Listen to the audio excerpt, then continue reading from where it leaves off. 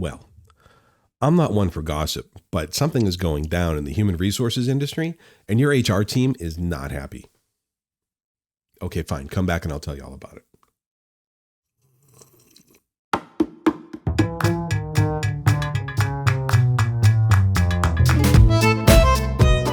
Hey folks, Mark here with The Rational Workforce. I hope you're having a great day. And, I hope you're ready to get a little bit of inside baseball information from a world that has a huge impact on everyone in the workforce. Yes, that's right, folks. We're going to talk about human resources. Now, there's a little drama percolating, and I'm going to try and give you the Cliff's Notes version of what's going down. So buckle up, Buttercup, and try to keep up with the class. We're going to get going. All right. So it all started in early August when the New York Times ran an article titled, "So Human Resources is Making You Miserable." Now, within the article, it acknowledges that the human resources function has come under quite a bit of fire recently and that it's starting to impact actual HR practitioners themselves. The article states that since the pandemic, being in HR has become an exasperating ordeal. One HR person they interviewed for the piece even went so far as to say, "People hate us." Okay, look, I hate to hit the pause button so early into this backstory, but since we're talking about life since the pandemic, let's just do a quick little refresher course on what rank and file workers have gone through. Now, since the pandemic, HR has classified workers as either essential or non-essential.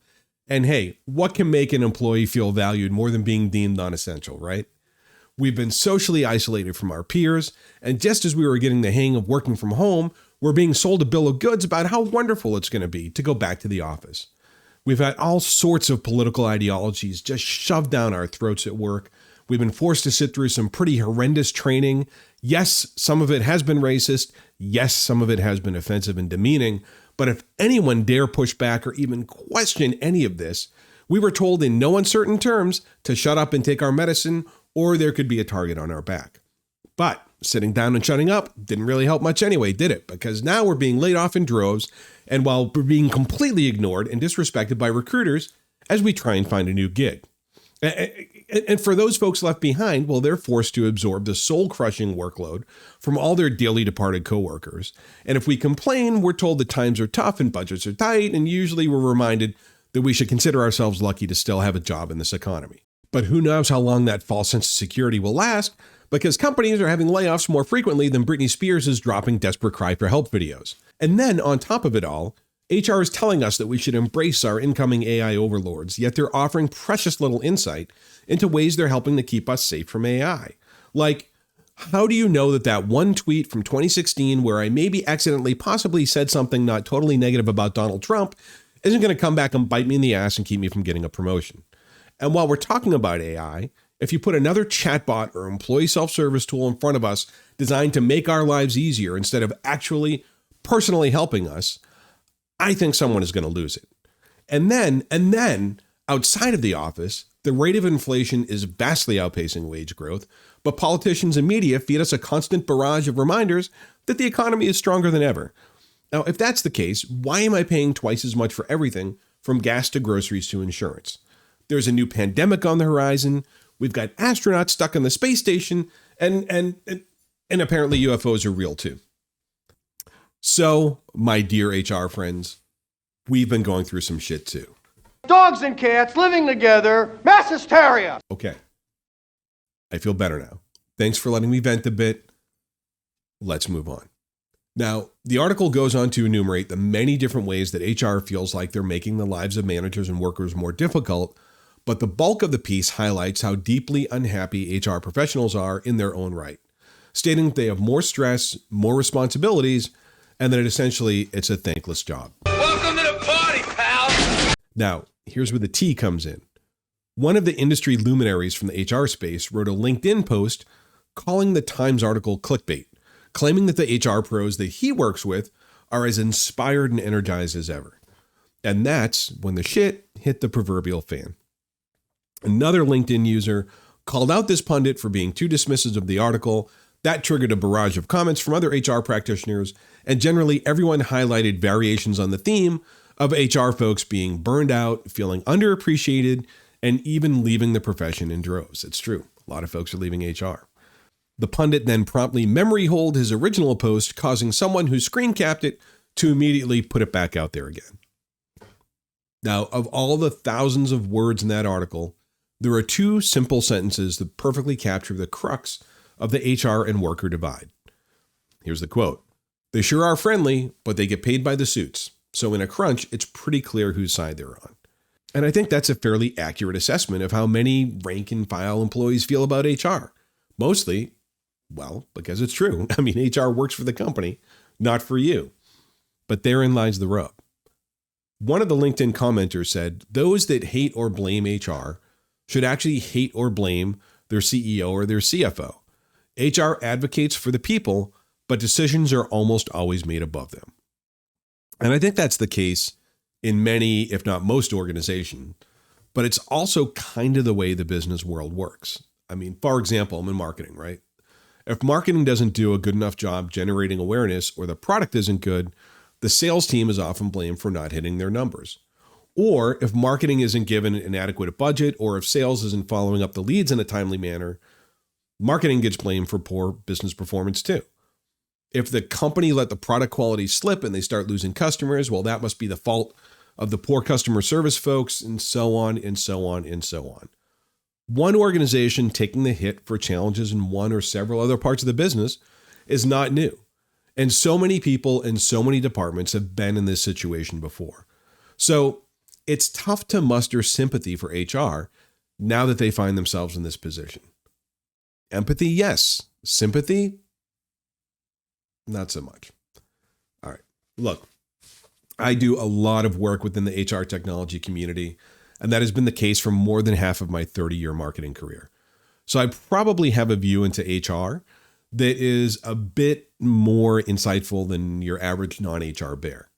And I can tell you with total and unwavering conviction that the vast majority of HR professionals that I've met or know personally are really exceptionally cool people who do in their heart of hearts want to help make the workforce a better place for everyone. The problem is they've chosen a profession that's very much wedged into a precarious position. Now, to help illustrate this for HR and non-HR folks alike, we've put together a very comprehensive, very scientific, very slick graphic package that we call the official Rational Workforce Trustometer.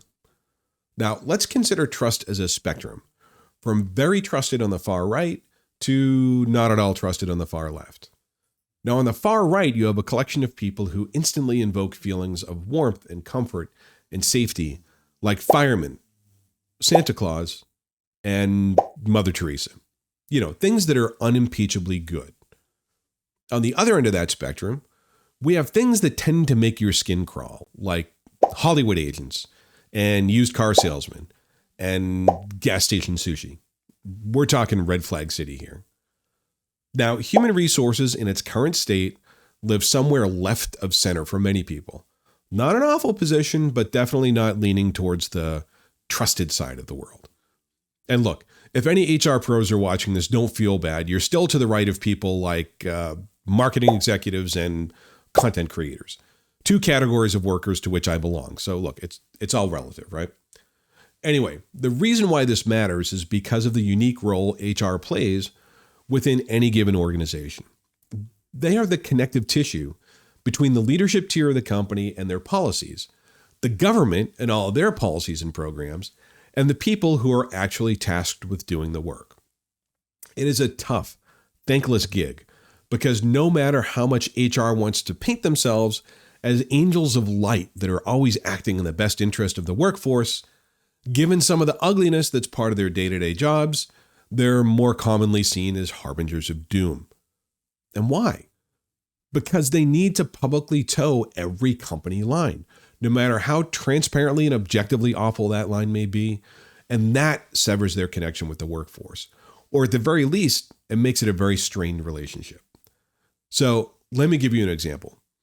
For years, the HR community has talked about getting a seat at the table, meaning there's been a general feeling that they're not viewed as a strategic part of the business, and they wanted to, and honestly, in my opinion, they deserve to be, as our friends in Hamilton would say, in the room where it happens. And for years, they've been interpreting that as meaning speaking the language of business. So things like metrics and key performance indicators and all that stuff. And look, that's all important. But what I think has been missing from the equation is, well, some public displays of backbone and transparency that show they're not just in the tank for whatever lousy proposal that leadership throws out there. Look, we're smart. The American workforce is smart, and we all know when we're being gaslit. When some party line or spin is being put on a piece of bad news in the hopes that the employee base will take it as face value, we see right through it. The world is a different place today. And HR can score some incredible points with the employee base at large by pushing back against poor decisions that they know will torpedo morale among workers. They know it'll hurt their brand as an employer. And deep down, they know it's just simply not a good thing to do as a human being. Like having a mass layoff when the business is profitable and doing well, yet positioning it as a necessary move to propel the business forward. Or forget mass layoffs, let's get a little more personal and talk about individual terminations. Now, as a former executive, I've been in the position of, on more occasions than I wanted to, firing employees. It sucks, but it happens. And honestly, sometimes people have it coming. But every company I've worked for has treated these things the same way. And if you've ever been fired, you've probably been on the receiving end of a scenario that looks a little something like this. Look, we'll bring so-and-so in the room, we'll get him on the phone. You let him know that we're terminating his employment effective immediately. Thank him for his contributions, wish him well, then get the hell out, and HR will take it from there. Now, maybe I've just worked for companies where this was the given approach, and that's not really the norm out there. But based on what I've heard from other people and other folks I've spoken with in leadership roles, it's almost always some kind of a variation on a theme of that. And that never quite sat right with me, because I think the person has a right to know why they're being let go, and denying them of that sometimes tough truth is denying them of an opportunity to make course corrections and do some introspection and improve their career downstream. But most companies are so risk averse, so afraid of litigation, that they just want to make it cold and impersonal and fast. And how much better would the experience be if we were allowed to have a conversation, to share insights and to give advice? It might be more uncomfortable in the moment, but it's a much more humane way of doing things. Or at least that's how I feel about it. Now, I don't want you to think I'm ivory towering this. I've been terminated more than once during my career, and I've usually received something like a cut and dry, we're eliminating your role, or you're just not a good fit.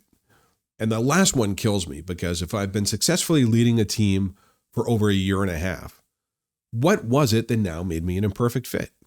Was it something I said or did or didn't do? Was it because I pushed back on things that I didn't believe were good for the company or for the team, but you just wanted someone to say yes and do it anyway, and I went against that ethos? I don't know. I mean, details matter. And yes, in the long run, details do help. But let's move on. Let's pick another example. Now, another area where I think HR could put some quick points on the board with the workforce is by taking a bit of their own medicine. So here's an example. One of the most common refrains that HR pros have been putting out into the ether for the past several years is that workers need to be flexible, right? They need to be open to change, and that the modern workplace is one of constant evolution, so we need to learn how to adapt. And yet recently, at an annual meeting of SHRM, which is the largest HR professional organization in the world, the president of that organization stated that the current model of diversity, equity, and inclusion wasn't working. And he suggested that HR needs to make some changes, or those changes were going to be made for them. Now, among other things, he cited that it has transformed from a program that was created to help certain groups of people into a program that's now being weaponized against others.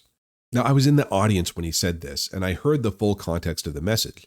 And as a neurodiversity advocate, I have long believed that in its current incarnation, DE&I isn't truly about diversity and inclusion at all, just for certain groups. Neurodiverse people are often an afterthought at best, and as for diversity of thought or diversity of beliefs, well, that's pretty much openly vilified. So with that personal backdrop, I think SHRM was making a move that was an incredible display of an HR organization finally listening to the voice of the workers, of reading the room societally, and suggesting that the profession get out ahead of a challenge and proactively make some changes. But instead of open-mindedness and offering to help, there was an absolute uproar online. HR professionals across the country just circled the wagons and called out the proposal as being short-sighted and backwards. Petitions were drafted and signed, hit pieces were written and published, anything but the introspection that this should have triggered just a knee-jerk reaction to a sane and logical approach to a rising storm of challenges. Now, if you juxtapose this reaction with that of the greater business community at large, companies like John Deere, Microsoft, Tractor Supply Company, most recently Harley-Davidson, and many others are coming to a similar conclusion that DEI isn't working. But in those examples, the solution has been very Occam's razor, right? DEI programs aren't working, so we're just going to cut everything. And those organizations that I mentioned are largely getting rid of their entire DEI team. They're abandoning those initiatives, and instead they're choosing to focus on their core business. Now, whether that's the right approach or not, I'll leave it up to you to decide. From my perspective, however, making work a little less about activism and a little more about focusing on delivering a good product or a service or whatever it is you do, it doesn't sound like a bad thing, and millions of other people agree. So given this backdrop, wouldn't it make more sense for HR to say, this is happening, and if we don't make some changes on our own, change is going to be forced upon us, and we may not like how extreme that change is. I mean, if I was in that role, that's the position I'd take. But instead, pushback, pushback, pushback. On one hand, it was good to see HR pros vocally and publicly go on the record pushing back against policies they don't agree with. Now, on the other hand, it would be nice to see them publicly pushing back against things that hurt the workers they're ostensibly there to support. Now, these are just a couple of extreme examples based on admittedly hot-button issues, but I picked those topics because I feel like they illustrate my point. If more workers saw more HR folks being more vocal in actual defense and support of them and their livelihoods, I think HR would gain a tremendous amount of traction and the respect that honestly they really do deserve. But that's just my opinion. Folks, I want to hear what you think. Do you think HR folks are getting a bum rap in today's society? And like me, you feel like HR really just needs some better PR? Or do you think the negativity is justified? I want to hear what you have to say. So please drop a note in the comments below and let us know what you're thinking. I'd also love to hear some great experiences you've had with HR. I've had several over my career. I know they're out there. I know there are great things that are being done. So let's perk them up a little bit too if we can. Share some of those great HR stories with me if you have them. Or maybe I should do some interviews with HR pros on this channel and get their perspective too. It's all up to you, the viewer. Let me know what you think. And as always, if you like what you saw, click like, click subscribe, ring the bell, do all the things that'll help keep the channel growing and moving forward. And with that, I'm going to sign off. Thanks for tuning in, folks. Have an amazing day.